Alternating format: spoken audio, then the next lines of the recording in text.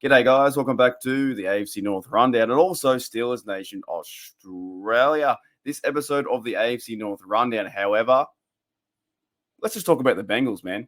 I can't stand the Bengals.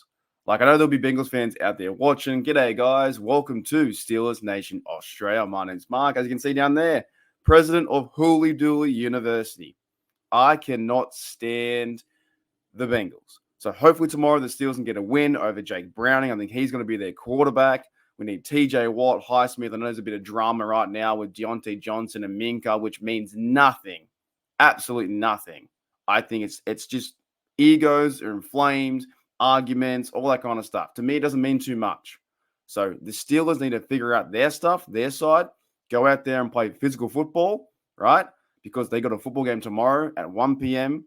in Cincinnati, in the Bungals, and this is why I can't stand them, right? Here's where the origin of it comes from for me. Why is a bloke in Australia does not like the Cincinnati Bengals? Now, we shouldn't like any of our rivals, really, the Ravens, the Browns, or the Bengals, but I can't stand them the most because it all started kind of with Vontaze not perfect or Vontaze perfect. Couldn't stand the way he played the game. I thought he was a very, thug mentality player. He went out to injure people on purpose with Le'Veon Bell and stuff like that. Could never really stand the way that he played the game. And Pac-Man Jones.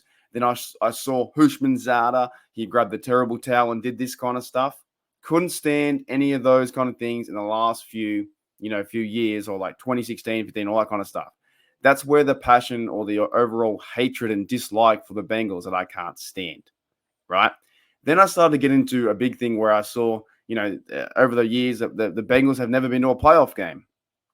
At one stage, since 1991 or 1990, was the last game versus the Houston Texans or Oilers. They hadn't won a playoff game in 11,000 days plus, until a few years ago when they went on the stretch. Now Joe Burrow, and eventually they lost the playoff, Super Bowl, right? The 0-3.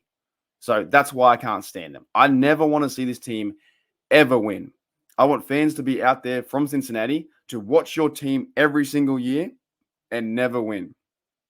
And I mean never, never, right? The Bengals franchise, I'm here on Pro Football Reference, of course, is 56 seasons from 1968 to right now, 390 games won, 468 losses, 5 ties. Playoff record is 10-16, but in the last, I think, few years, it was 6-16 or something like that, 6-15, right? Only been popular or successful the last few years. And now Joe Burrow is not even there because he's injured.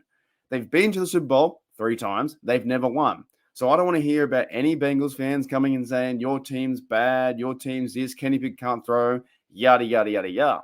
The Bengals season is pretty much over. It's done. They are 5-5, and it's pretty much over, right? No Super Bowls, nothing. Their whole existence in 56 years, nothing. You know what I'm saying? They've only just been starting to be successful in the last few years, and they got beat down by the Rams with Aaron Donald sacked to send Joe Burrow and the Bengals again to be the 0-3 crew. But honest to goodness, I cannot stand them at all. Right, let's look at the table though. So the AFC North, of course, the Ravens are 8-3, Browns are 7-3 because they got the victory over us last week, 13-10. We've now fired Matt Canada, so hopefully things get better. Pittsburgh Steelers are 6-4. We're still in this too, by the way. The Bengals are 5-5, and the Steelers have, I think, the best record in the division. We have a 2-1. Other guys have Ravens have 3-2, Browns have 3-2, and the Bengals have a 0-3 division. They're not winning the division. Count them out. It's now a 3-man race between the Steelers, Browns, and Ravens. I count them out. So Bengals are 5-5. However, if we do lose tomorrow, if somehow they get a victory and then our team's not playing good football and it just doesn't happen, then yes, it's going to be tough because it's the Bengals who are going to beat us, and that would suck. And I think the Pittsburgh Steelers fans, fan base would yet again explode or implode or just go kaboom, see you later, and the world's going to fall again. It's not over if we do lose tomorrow, but the Steelers do need this victory. They definitely do. They need Kenny to go out there and play Kenny football like he was last year. They need better offensive rhythm in the run game, O-line, production, everyone. I'm talking everyone's putting a lot of blame on Kenny. everyone's putting a lot of blame on Kenny Pickett. It's not just on Kenny Pickett. It's on all 11 men out there and the coordinators and quarterbacks coach, whoever, Faulkner, anyone. I don't care. Glenn Thomas, it's on everyone. Mike Tomlin, it's on everyone. These guys have to go out there and prove their stuff and go beat a team that is the Bengals that has no Joe Burrow. None. No Joe Burrow at all. Now, just quickly as well, other teams that are playing from the North, we have the Ravens and Browns. They're playing too. The Ravens, I think, have their bye in the next few weeks. They still haven't had a bye yet. They've been playing a lot of football games in a row. Steelers versus Bengals, of course, we're playing away. But the Browns versus Broncos, we need to cheer for the Broncos. Broncos have won 4 straight. They've beaten the Chiefs, the Bills. They're a crazy team too. They're winning the last moments as well. They're 5-5. So for the division, it's good for the Browns to lose.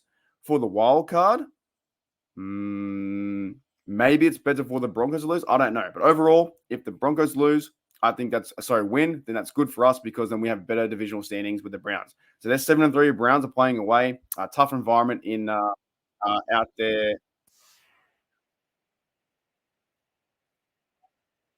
Ravens versus Chargers. So we've got to rely on Herbert and the Chargers to beat the Ravens. The Ravens are going away to LA to play them.